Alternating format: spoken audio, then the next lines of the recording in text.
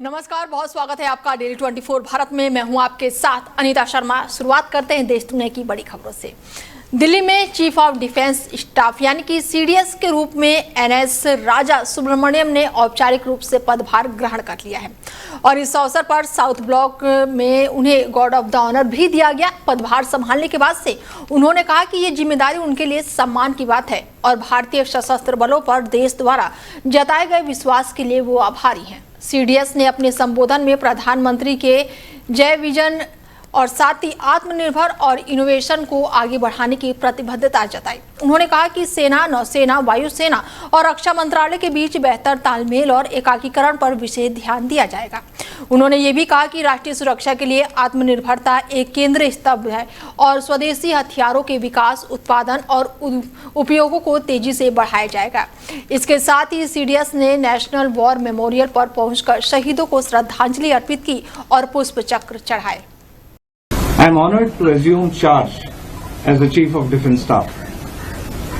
We are grateful to the nation for the trust reposed in the armed forces. We, the Indian Army, Navy, Air Force, Ministry of Defence, strategic institutions and all stakeholders stand united as part of the whole of nation approach to strengthen India's security. We are committed to implement the vision of our Honorable Prime Minister, Jai, jointness, Atmanirbharta and innovation.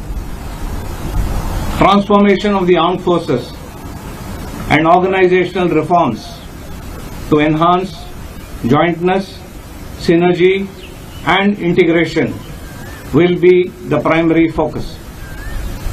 Atmanirbharta is a central pillar of our national security.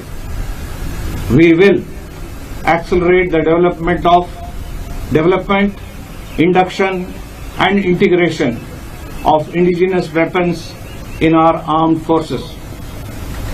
Innovation in thought and action.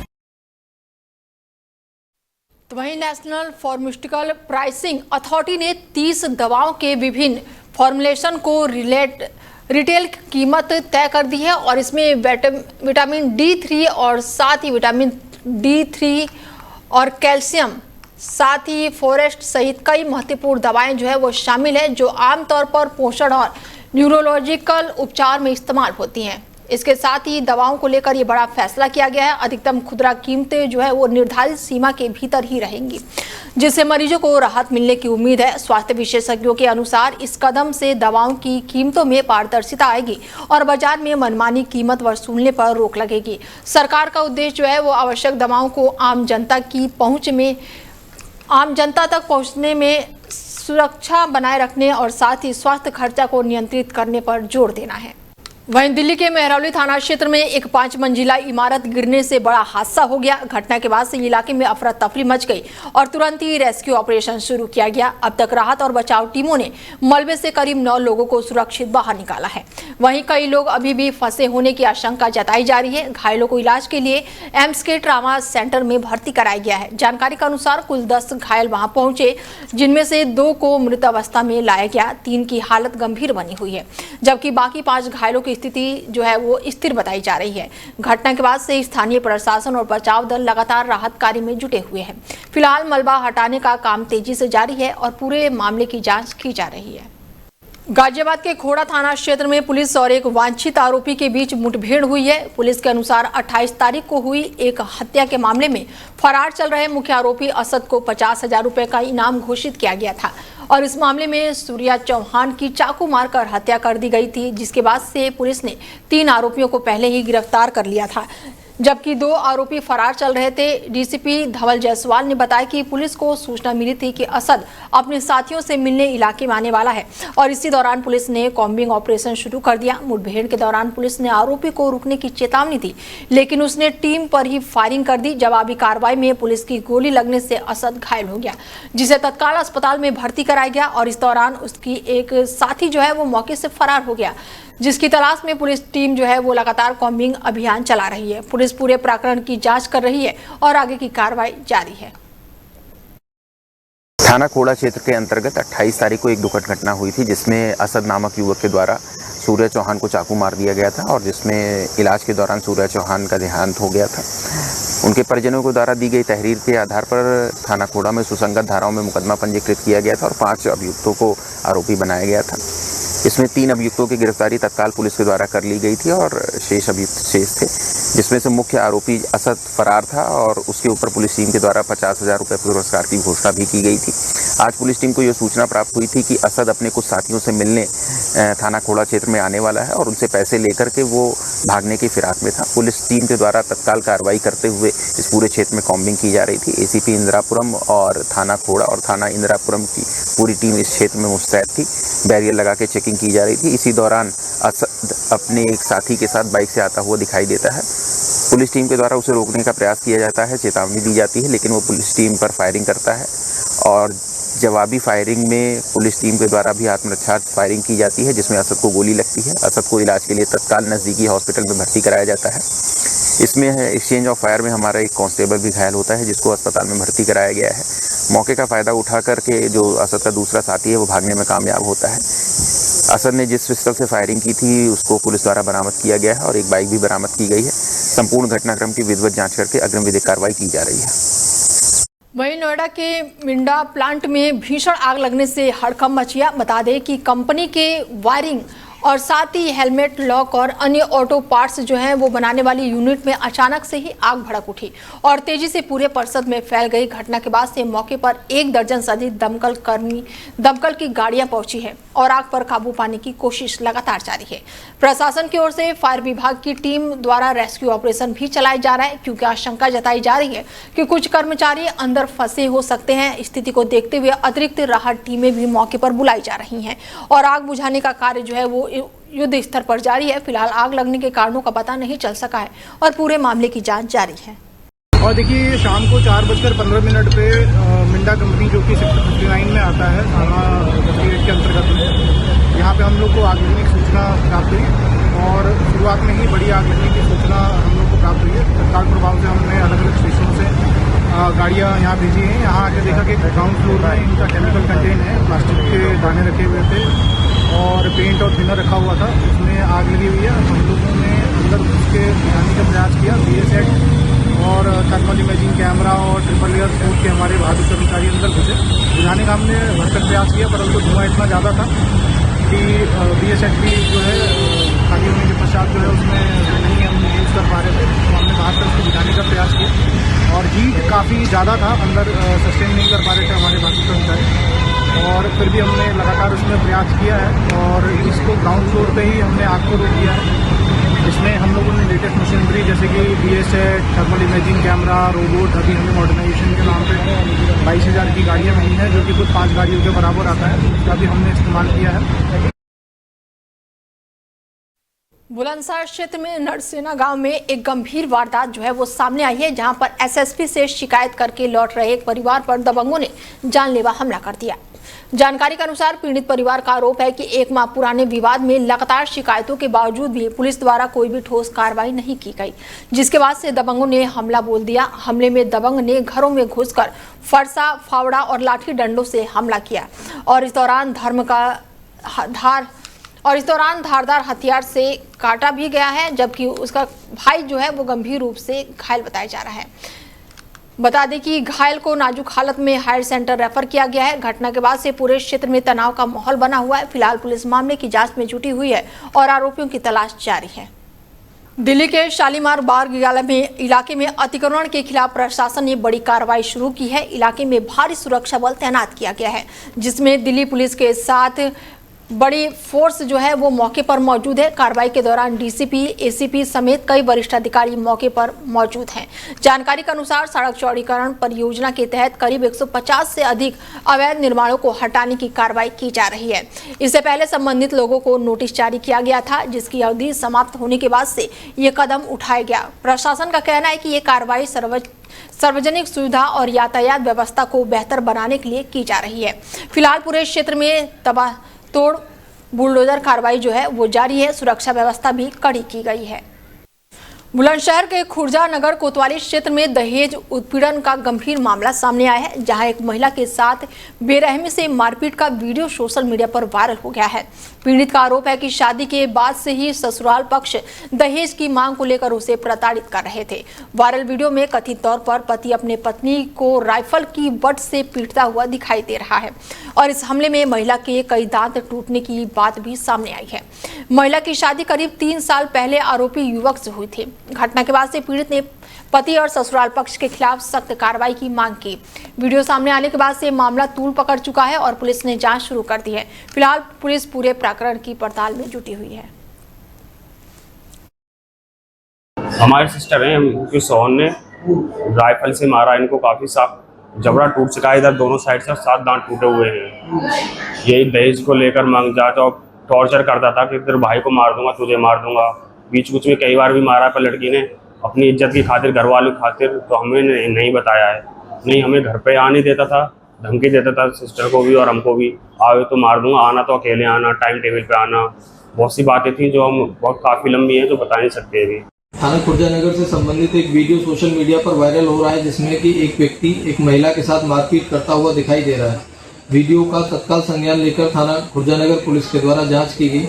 जानकारी करने पर यह तथ्य प्रकाश में आए हैं कि यह वीडियो आमिर नाम के युवक का है, जो कि आपदा नगर थाना खुर्जा नगर का रहने वाला है। इसमें आमिर अपनी पत्नी के साथ मारपीट कर रहा है। पत्नी की तरफ से तत्काल तहरीर प्राप्त कर सुसंगत धाराओं में अभियोग पंजीकृत कर लिया गया है। आमिर को हिरासत में लेकर पूछताछ की जा रही है। वीडियो में दिख रहा वेपन एक एयर गन है, उसको भी आमिर के कब्जे से बरामद किया गया है। इस प्रकरण में मेडिकल रिपोर्ट एवं अन्य साक्ष्यों के आधार पर अग्रिम विधिक कार्रवाई की जा रही है। तो वहीं नोएडा साइबर क्राइम पुलिस ने बड़ी कार्रवाई की है और करोड़ों रुपए की डिजिटल आरोपी को ठगी में बड़ी कार्रवाई करते हुए एक आरोपी को गिरफ्तार किया है। यह आरोपी साइबर ठगों को बैंक खाते उपलब्ध कराने में शामिल था। मामले में पहले ही 4 आरोपियों को गिरफ्तार करके जेल भेजा जा चुका है और अब पुलिस ने इलेक्ट्रॉनिक साक्ष्य और खुफिया जानकारी के आधार पर आकाश को गिरफ्तार किया है, जो पश्चिमी दिल्ली के निहाल विहार इलाके का रहने वाला है। जांच में सामने आया है कि साइबर ठगों ने खुद को TRAI और CBI और मुंबई क्राइम ब्रांच का अधिकारी बताकर पीड़ित को डिजिटल अरेस्ट का डर दिखाते हुए उससे 1,19,61,000 रुपए की ठगी की है। आरोपी आकाश मजदूरी और अन्य मामलों में लगातार वांछित चल रहा था, जिसके बाद से पुलिस ने बड़ी कार्रवाई करते हुए आरोपी को गिरफ्तार किया है। बता दें कि हर खाते के बदले 50,000 रुपए लेता था और पुलिस के अनुसार इससे बैंक खातों से जुड़े 13 साइबर शिकायतें देश के अलग अलग राज्यों में जैसे कि कर्नाटक, महाराष्ट्र, तेलंगाना, केरल, हरियाणा और गुजरात में दर्ज है। फिलहाल साइबर क्राइम पुलिस पूरे नेटवर्क की जांच में जुटी हुई है और अन्य आरोपियों की तलाश जारी है।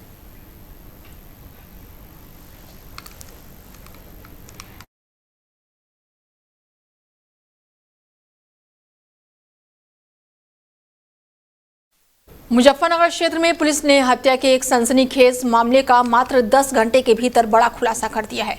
कार्रवाई के दौरान पुलिस मुठभेड़ में एक आरोपी घायल हुआ है, जबकि 3 अन्य को गिरफ्तार कर लिया गया है।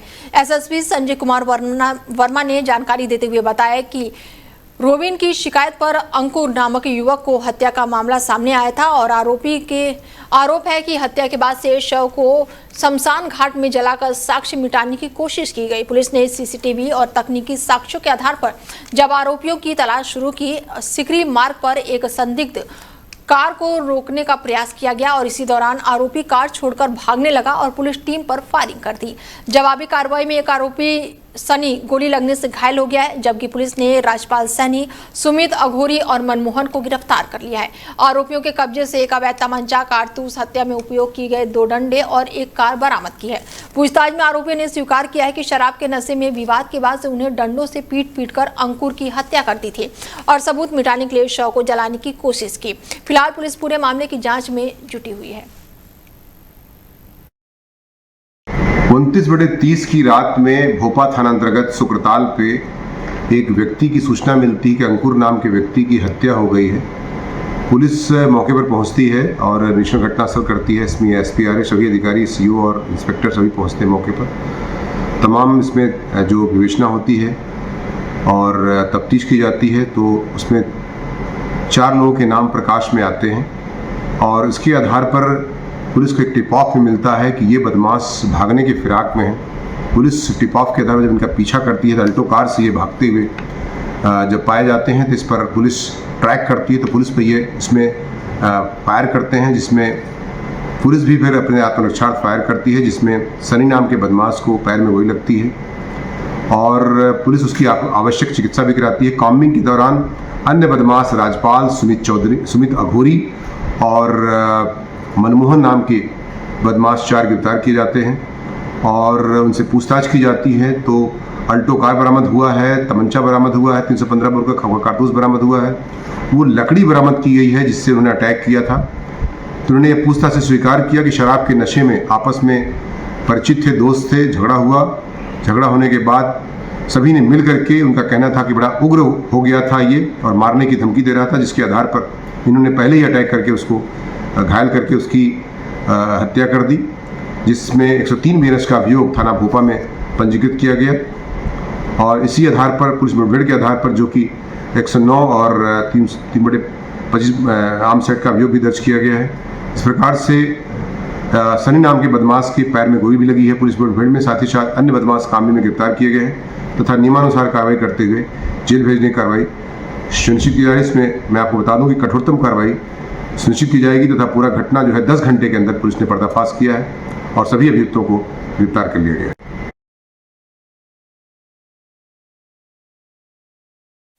मुजफ्फरनगर में पुलिस और बदमाशों के बीच हुई मुठभेड़ में 15,000 रुपए का इनामी अपराधी घायल हो गया। घायल बदमाश की पहचान जो है सहारनपुर निवासी सादिक के रूप में हुई है, जो लूट, चोरी और गैंगस्टर एक्ट समेत कई मामलों में वांछित था। पुलिस के अनुसार मीरापुर थाना क्षेत्र में जंगलों में चेकिंग के दौरान बदमाश से सामना हुआ और इस दौरान हुई फायरिंग में सादिक को गोली लगी, जिसके बाद उसे घायल अवस्था में पकड़ लिया गया। घटनास्थल से एक तमंचा, कारतूस और एक बाइक बरामद की गई है। मुठभेड़ की सूचना पर सीओ रिजका सिंह मौके पर पहुंची और स्थिति का जायजा लिया। फिलहाल पुलिस पूरे मामले की जांच में जुटी हुई है। आज थाना मीरापुर पुलिस अपनी रोज की चेकिंग कर रही थी भूमा चौकी के पास जो ये नहर है। इसी क्रम में एक संदिग्ध बाइक ने आती हुई दिखाई दी। पुलिस फोर्स ने बाइक चालक को रुकने का इशारा किया, परंतु बाइक चालक रुका नहीं। उसने पुलिस के ऊपर फायरिंग करना शुरू कर दिया। अपनी आत्मरक्षा में सूक्ष्म फायरिंग करते हुए पुलिस की गोली से जो वाहन चालक है वह घायल हो गया। पूछताछ करने पर यह पाया गया कि वाहन चालक का नाम सादिक है, जिसके ऊपर थाना मीरापुर पुलिस के द्वारा ही एक गैंगस्टर एक्ट का मुकदमा दर्ज है और ये अन्य लूट और चोरी के मुकदमों में भी वांछित चल रहा है। सहारनपुर जैसे जिलों में ये मुकदमे इसके ऊपर पंजीकृत हैं और इसके पास से एक बाइक बरामद हुई है, 3 जिंदा कारतूस, एक खोखा कारतूस और एक तमंचा। और घायल को अभी सीएचसी जानसठ लेके जाया जा रहा है और अग्रिम वैधानिक कार्रवाई की जाएगी। आज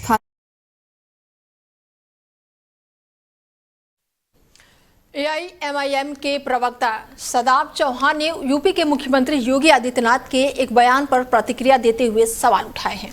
उन्होंने कहा कि मुख्यमंत्री दावा करते हैं कि आज प्रदेश में माफिया किसी को धमका नहीं सकते, लेकिन इस पर सवाल है कि क्या ये सुरक्षा व्यवस्था सभी वर्गों के लिए समान रूप से लागू है।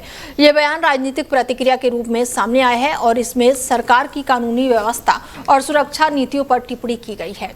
इस पूरे मामले में राजनीतिक बयानबाजियां तेज हो गई हैं। हालांकि इस पर सरकार की ओर से कोई भी अधिकारिक प्रतिक्रिया सामने नहीं आई है। मुख्यमंत्री जी कहते हैं कि कोई भी माफिया अपराधी तमंचा लेकर के हिंदू को नहीं डरा सकता। मतलब मुसलमान को डरा सकता है, सिख को डरा सकता है, ईसाई को डरा सकता है, जैन, पारसी, बौद्ध सबको डरा सकता है। आप ये कहना चाह रहे हैं क्या आप हिंदुओं के मुख्यमंत्री हैं या उत्तर प्रदेश की 24 करोड़ जनता के मुख्यमंत्री हैं?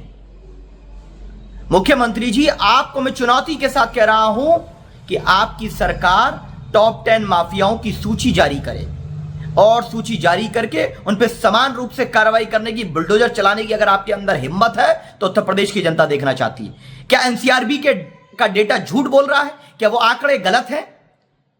एनसीआरबी का डेटा बताता है कि महिला अपराध में उत्तर प्रदेश नंबर 1 हो गया है।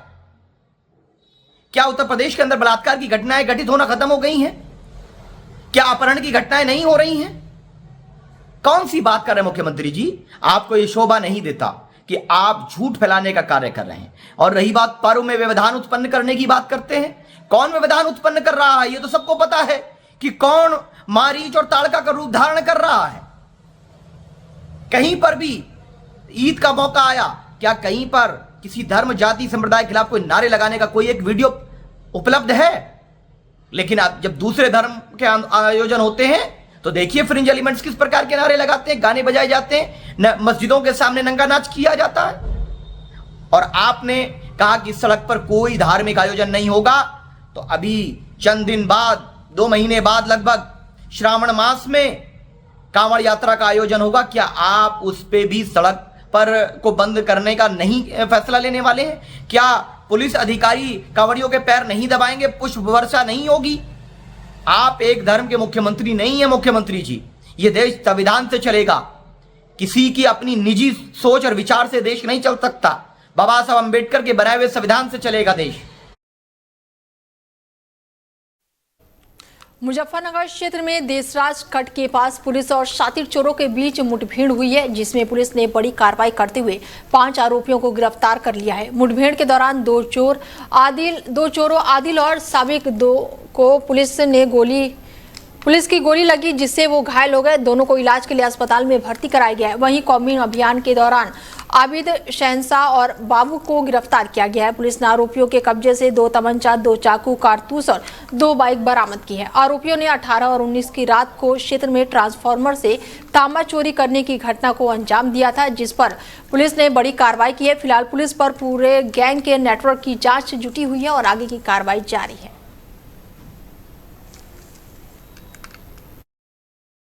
एसएसपी सर के आदेश के क्रम में जनपद में जो चेकिंग अभियान चलाया जा रहा था, उसी के अनुपालन में थाना तितावी पुलिस द्वारा देशराज कट पर चेकिंग की जा रही थी।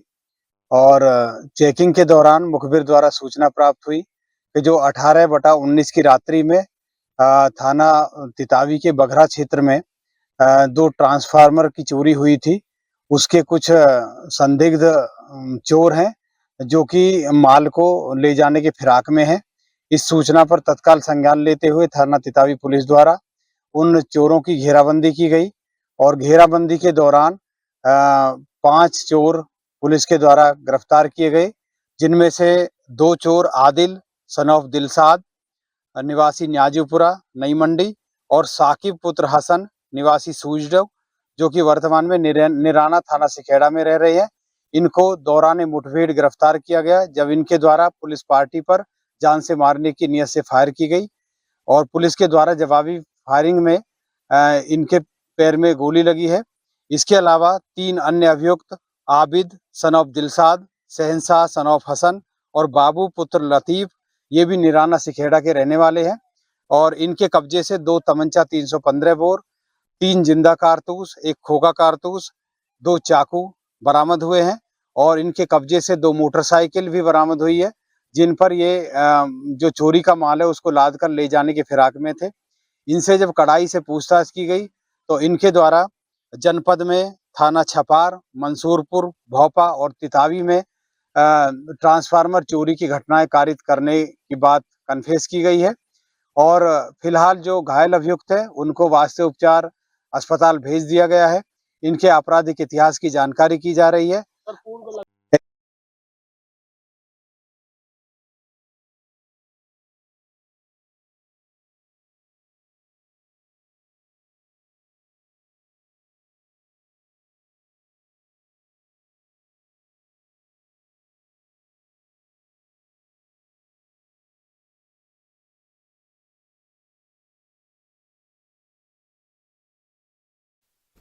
हापुड़ के नगर कोतवाली क्षेत्र में बुलंदशहर रोड के राजीव विहार मोहल्ले में शनिवार देर शाम एक मकान की 3री मंजिल पर अचानक से ही भीषण आग लग गई, जिससे इलाके में अफरा तफरी मच गई।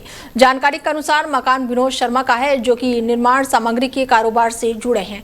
उनके मकान की 3री मंजिल पर बने 2 कमरे आग की चपेट में आ गए। स्थानीय लोगों ने आग बुझाने का प्रयास किया, लेकिन लपटें तेजी से फैलती चली गई। इसके बाद से दमकल विभाग को सूचना दी गई। फायर टेंडर की टीम ने मौके पर पहुंचकर कड़ी मशक्कत के बाद आग पर काबू पाया। आग लगने से कमरे में रखे फर्नीचर, कपड़े, इलेक्ट्रॉनिक सामान और अन्य घरेलू वस्तुएं जलकर नष्ट हो गई। हालांकि राहत की बात यह रही कि घटना के समय कमरे खाली थे, जिससे कोई भी जनहानि नहीं हुई। फायर ब्रिगेड के अधिकारी अजय कुमार ने बताया कि शुरुआती जांच में आग लगने का कारण शॉर्ट सर्किट माना जा रहा है। फिलहाल जांच जारी है।